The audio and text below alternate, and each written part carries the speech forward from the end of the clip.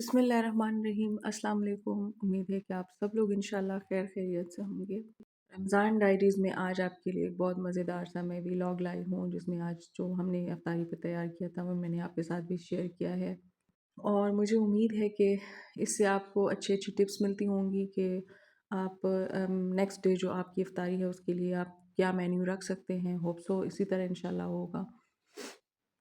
तो चलें चलते हैं किचन की तरफ। और इस वक्त 4 बज रहे हैं। 4 बजे मैंने कुकिंग स्टार्ट की थी। आज मैंने चावल नहीं बनाए क्योंकि चावल मुझे कोई घर से भेज रहा था, तो इसलिए मैंने सोचा कि आज चावल नहीं बनाने चाहिए। और इसी तरह मैंने अपने लिए जो चीज़ें हैं वो बाहर में रखती जाती हूँ। मुझे पता होता है कि आज मैंने कितनी डिशेस बनानी है, उस लिहाज से मैं टमाटर, लहसुन और जो अदरक होता है उसका पेस्ट बना लेती हूँ। इससे ये आसानी हो जाती है कि आप जो भी चीज़ बना रहे होते हैं आपके पास पेस्ट मौजूद होता है, जस्ट आपने उसको पकाना होता है और डिसाइड करना होता है। अच्छा, रमज़ान में ये डिसाइड करना बहुत मुश्किल होता है कि क्या बनाएं, क्योंकि रमज़ान में हर चीज़ खाने को दिल चाह रहा होता है। फिर जब रोज़ा तोड़ते हैं तो इतना तो बस ऐसे क्रेविंग्स हो रही होती हैं, लेकिन इतना खाया नहीं जाता। तो मेरे ख़्याल से डेली आपको मेरे व्लॉग्स से कुछ ना कुछ हिंट्स मिलती रहेंगी। अच्छा, आज मैंने मेन्यू में रखा था दही पुल्की चाट। इसके अलावा मैंने जस्ट चिकन कढ़ाई बनाई, और उसके अलावा चावल मुझे बाहर से आ रहे थे इसलिए मैंने नहीं बनाए। और मैंने बहुत मज़ेदार से क्रिस्पी आलू और प्याज के पकोड़े बनाए। उसकी रेसिपी मैं आपके साथ जल्द शेयर करने वाली हूँ, लेकिन उसमें 2-3 दिन लगेंगे। इंशाल्लाह फ़र्दर आगे जाके मैं आपके साथ शेयर करने वाली हूँ कि आपने रमज़ान में पकोड़े किस तरह मज़ेदार से बनाने हैं।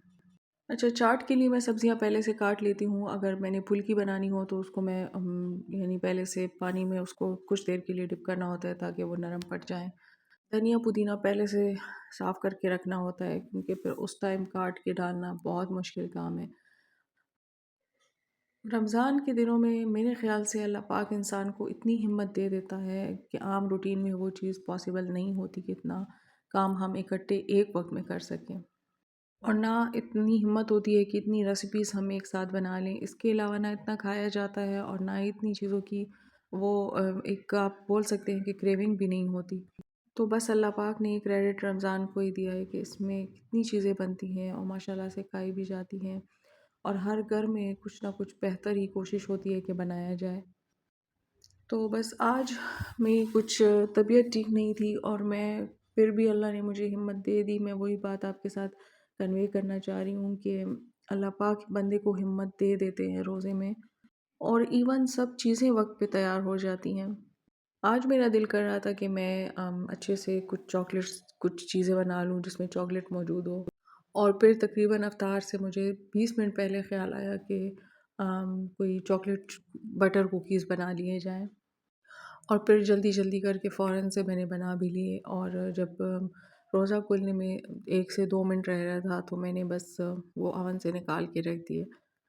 तो आज पकोड़े बन रहे थे प्याज के और प्याज आलू के, क्योंकि मैं सिर्फ प्याज के पकोड़े नहीं बनाती, उसमें आलू ज़रूर जाता है।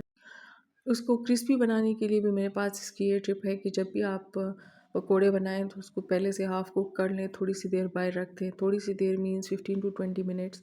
उसके बाद दोबारा से उसको फ्राई कर लें। तो इस टिप से आपके जो पकोड़े आप घर पे बनाते हैं, बाज़ लोग कहते हैं क्रिस्प नहीं होता, टेस्ट नहीं होता, तो इसी तरीके से आता है कि आपने उसको थोड़ा सा रेस्ट दे देने के बाद दोबारा से फ्राई कर लेना है। फिर जब मैंने चेक किया तो मेरे पास जो प्रोसेस्ड फ्रूट होता है वो पड़ा हुआ था, लेकिन मैंने वो ज़्यादा डालना अच्छा मुझे नहीं लगा, क्योंकि मुझे नहीं पसंद ये चीज़ें, प्रोसेस्ड चीज़ें। तो इसलिए मैंने कुछ कम करके जस्ट उसको एक लुक देने के लिए वो ऐड कर ली थी।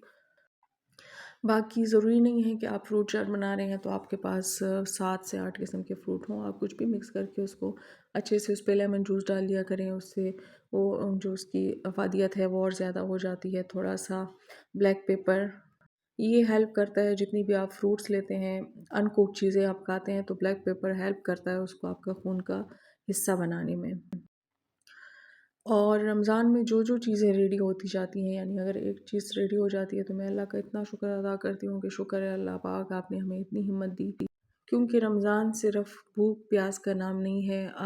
आजकल जो मौसम चल रहा है उस लिहाज से बहुत ही ज़बरदस्त रोज़े चल रहे हैं। भूख प्यास का नामो निशान नहीं होता, लेकिन फ़ितरतन इंसान जो है वो थोड़ा सा कमज़ोर होता है। अल्लाह पाक खुद फरमाते हैं रोज़ा एक सख्त इबादत है। तो इस वजह से, और अगर इसमें थोड़ी सी तबीयत में भी गड़बड़ आ जाए तो बस इसलिए मैं जो जो काम होता रहता है मैं साथ साथ अल्लाह का शुक्र अदा करती हूँ कि अल्लाह ये बेशक आप ही कराने वाले हैं मुझसे, वरना मुझ में इतनी हिम्मत नहीं थी। आज मैंने स्टफ़ डेट्स बहुत ही एक यूनिक तरीके से बनाई हैं। मैंने इसको जस्ट मलाई से स्टफ़ किया है, ऊपर से मैंने इस पे पान मसाला स्प्रिंकल कर दिया है, और जब अफ्तार में हमने इसको टेस्ट किया इट वाज़ टोटली अमेजिंग। अगर आपके पास पान मसाला नहीं है तो आप सिंपल डेज़िकेटेड कोकोनट के साथ इसको बना लें, उसके साथ भी इसका टेस्ट बहुत ज़बरदस्त बनता है। सालन हम सिर्फ़ सहरी के लिए बनाते हैं, अफ्तारी में हम सालन नहीं खाते, जस्ट बॉइल्ड राइस, और अगर पुलाव हो कोई भी हो लेकिन राइस बॉयल होना ज़रूरी होते हैं। फिर मैंने सहरी के लिए सालन बनाना था और वो थी चिकन कढ़ाई। असल में आज मेरे पास ऑप्शन नहीं था तो मैंने सोचा चिकन बना ली जाए, अदरवाइज़ हम लोग चिकन नहीं बनाते। बस मेरी रेसिपीज़ की वजह से हमारे घर पे चिकन आता है, वरना हम खुद भी नहीं खाते और ना किसी को ये सर्व करते हैं। लेकिन मेरी किसी रेसिपी के लिए चिकन आया था तो फिर मैंने सोचा इसको बना लेती हूँ, अच्छे तरीके से बना लिया, टेस्ट भी अच्छा था।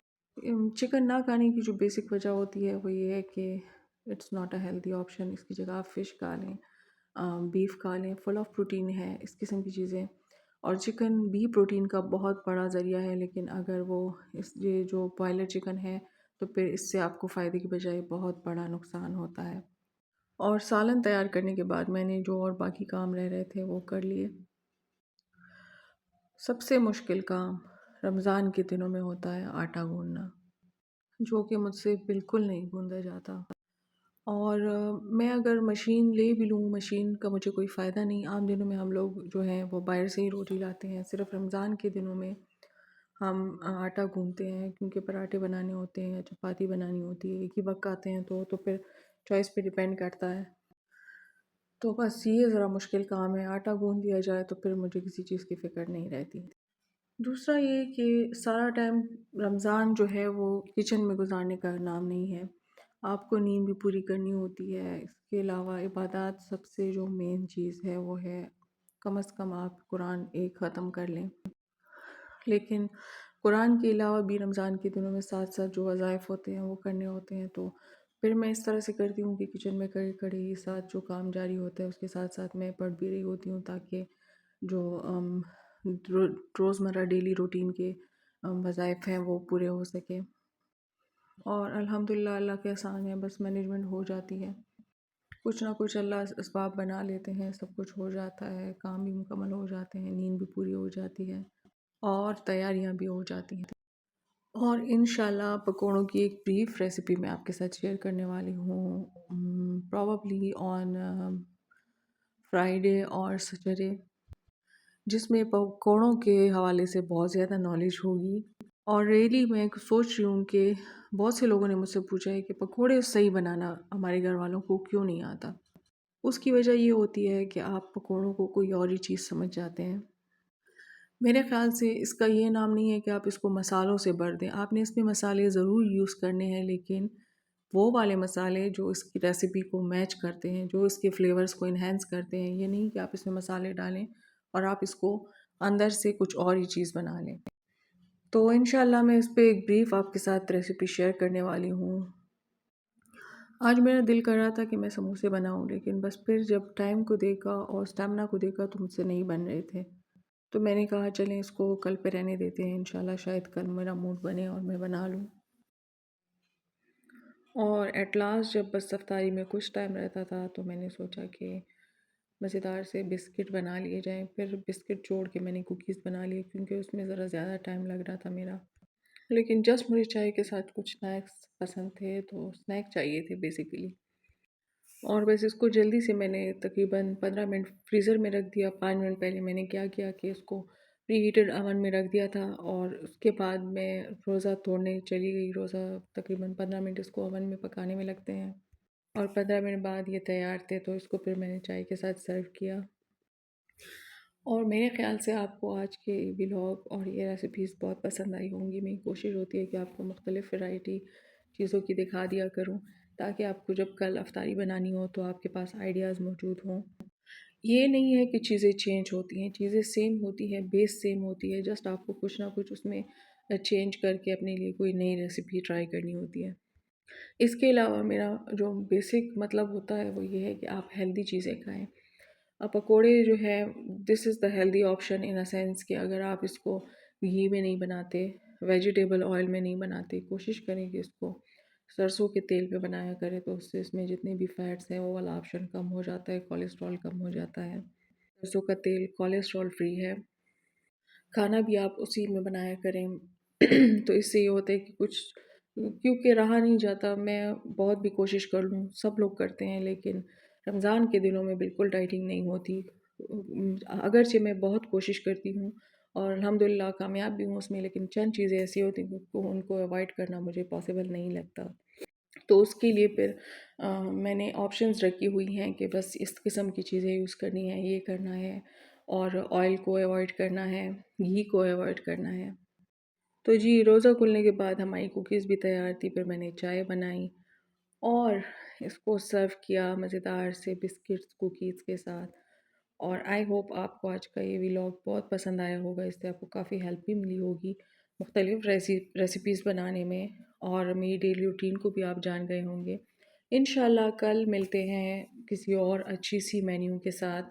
मेन्यू ऑलमोस्ट सेम होता है, लेकिन कुछ कुछ मैं इसमें चेंजेस करती रहती हूँ, क्योंकि हमारे घर में यही मेन्यू चलता है, पसंद किया जाता है, तो इसमें आप ज़्यादा चेंज नहीं ला सकते। अपना ख़्याल रखिएगा, मुझे दुआओं में याद रखें। रमज़ान में दुआएं कबूल होती हैं, एक दूसरे के लिए दुआएं करें, एक दूसरे के लिए खैर मांगें, तो इंशाल्लाह इन रिटर्न आपको भी खैर हासिल होगी। अल्लाह हाफ़िज़, अपना ख़्याल रखिएगा।